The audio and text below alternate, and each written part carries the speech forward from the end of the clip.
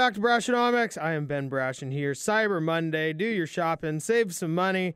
But if you're in the market for a house, and again, as Lisa just mentioned, could also be a good time to save some money with less buyers who are out there competing, you may want to determine what the best way for yourself is to finance it. And, it's not always just about the rates and the fees and the lender you select, because there's a lot of options that are going to make big differences in your financial life for a very, very long time. Ryan Leopold joins us with Cobalt Mortgage. Ryan, welcome back. How are you? I'm good, Ben. Good to see you, buddy. Good to see you. Okay, I got to ask. Are you done shopping too? Am I way behind everybody here? What I was talking about, we're trying to work with my wife to skip Christmas this year. Yeah. We have a small family, so yeah. How's that going? It's not going well so far. I wouldn't imagine. We're working on it. Yeah?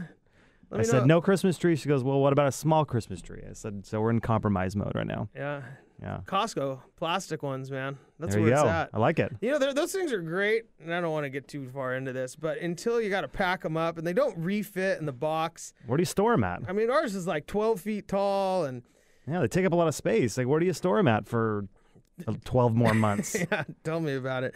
Besides Sounds that, great in theory, but it is. Well, and the lights are already on it, yeah. And makes the house. You can get like a more. You have to get like perfect- pine needle candles to make the house smell like a Christmas tree. Yeah, that was half the reason we used to get them.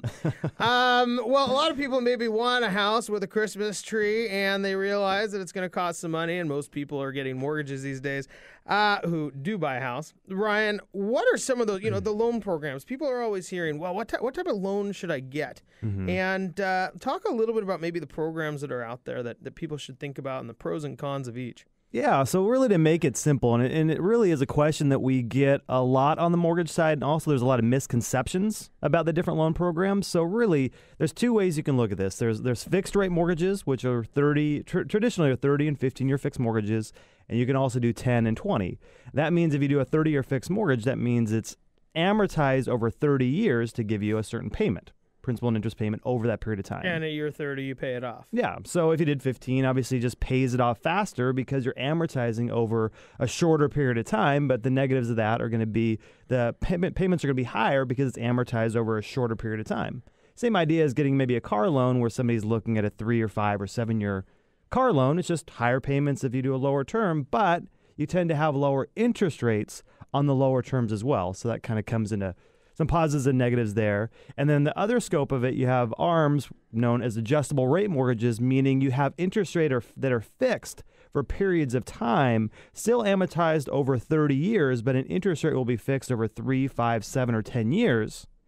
Tend to be, in some cases, a lower interest rate, but something happens after that term adjusts, which makes the loan variable into the future where you just kind of don't know what the rate's going to be specifically at the end of maybe a 5-year term. And right now, rates are pretty similar on across the board on all programs, just low.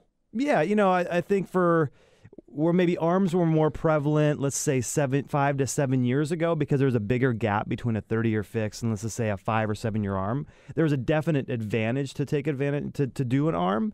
And now the 30-year fix are so low that it's pretty rare that people do an ARM because there's not a big enough gap in interest rate, a big enough benefit for the risk, unless somebody really has a very specific plan for how long they plan to be in that mortgage or in that home.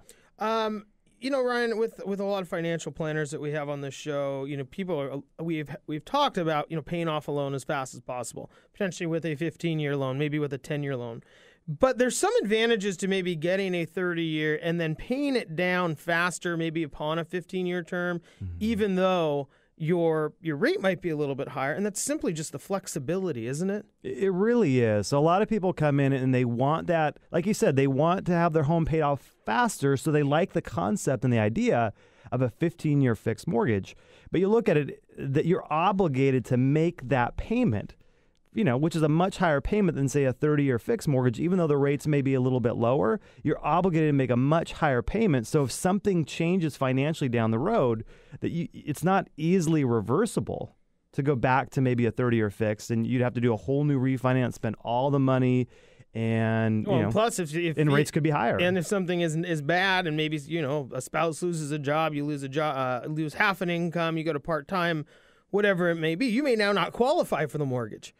Absolutely. And so that 15-year, I mean, when we've worked with people, it's, you can do this, but you can accomplish the same goal with a lot more flexibility by avoiding, as you said, the obligation of the higher payment. Yeah, and that's where I think the appeal, and through education from a mortgage professional to a client, is educating them about their options and letting them make the best and most informed decision based on the facts. So when you look at a 30-year fix and say, I can take a lower payment, I can choose to make extra payments to pay it down in 15 years, but I choose to make that extra payments. But if something happens financially and I want to take 6 months off from making that bigger payment, I can choose to do that if I have a 30-year fix as opposed to a 15-year fixed.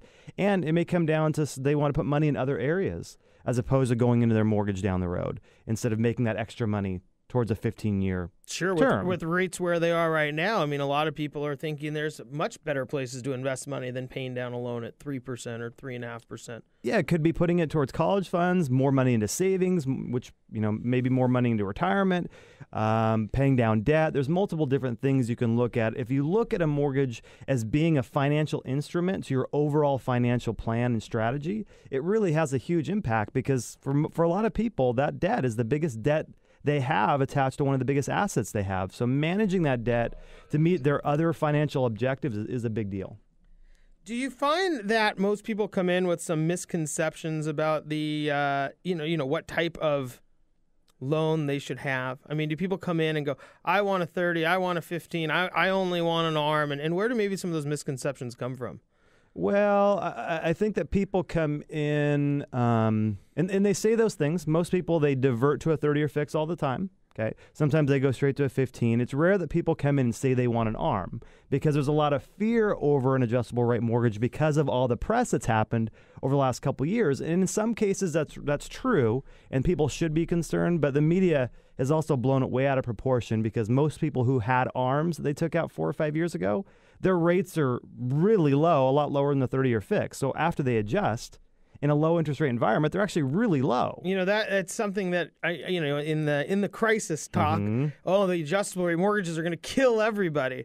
And now adjustable rate mortgages are at like 2.5%, 3%. I mean, depending on when they took it out. I mean, they're nothing. In reality, it's the farthest thing from the truth. We have consultations with clients every day where they have an ARM that's now adjusted to a lower rate, and they're debating, should I get a 30-year fixed, or should I keep my adjusted ARM that we know is going to be low for the next 2 or 3 years based on what we know about, where the Fed's going to keep interest rates and everything. So there's a lot of times I advise people, don't refinance into these amazing 30-year fixed interest rates. Your ARM is actually, the way it's adjusted, is the best position for you for the next couple of years because you don't intend to be in the property long term.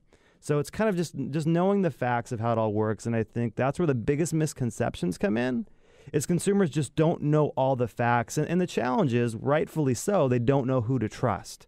And there's a lot of distrust in our industry right now, which there should be. So seeking out those professionals who can lead them in the right direction, give them the answers they need so they can make the best and most informed decision is always the best advice I can give to buyers and people looking to refinance. Ryan Leopold joins us with Cobalt Mortgage, and we're just discussing the differences and the types of loan programs that are out there. There's also this element, I think, as you said, of this fear of taking on a certain type of mortgage, or they heard it on a financial show, or their parents have told them, oh, you don't want to do this type of loan. But I think you make a really good point in that there's more loan officers, more people in the industry are professional now than they were 5 years ago. True. And so people do have the self-obligation to go explore maybe what each of these means for themselves and then make the best selection. Absolutely. And you're right. I think the industry, through regulation, has weeded out a lot of the, people probably who shouldn't have been in the business, which is a great thing. And I think there's a lot of really great professionals out there. It's always just finding the one that you feel most comfortable with, who's going to, like I said, help you achieve your goals and objectives, whether you're looking to buy or refinance. Certainly. I mean, the amount of compliance that people go through, and the disclaimers that people are subject to. I mean, right there, though, there's a lot more safety for the buyers and people who are borrowing money. That is the good side of it. Absolutely. That is the good side. Ryan, we have to go to break. Stick around for a few minutes. Kevin Daniels, Lisa Hampton are coming back along with Heather Moore. We'll discuss a little bit more about, maybe some of the things you're thinking about here on Cyber Monday.